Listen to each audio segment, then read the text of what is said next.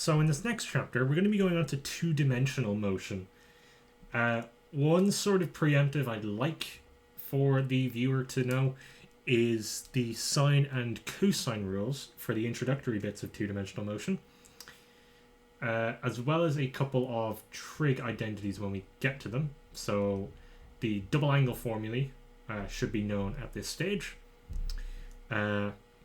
That's all the real prerequisites. So if you know those, then you can go on and watch this playlist. If not, it only takes about an hour to find on YouTube, or you can ask a tutor or educated person to show you these particular things.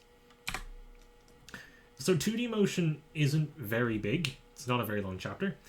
It's how to deal with problems in 2 dimensions, the kinematics of projectile motion, the maximum height, time of flight, and range formulae, as well as the trajectory equation, which we'll learn how to derive.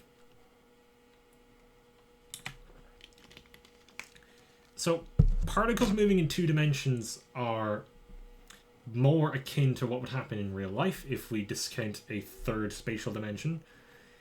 When we dealt with motion previously, it's only collinear motion. We're now going to start doing 2 spatial dimensions.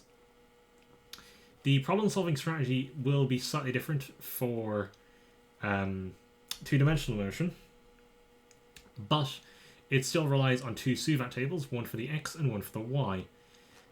So we have new quantities, sx, ux, vx, ax, we still have t, sy, uy, vy, ay, and t. T is the same because t is a scalar quantity and doesn't change. So if you find an expression for the time in x, you can use it to find some other quantities in y. So these are very handy. Your skills in trigonometry should be quite proficient by this stage.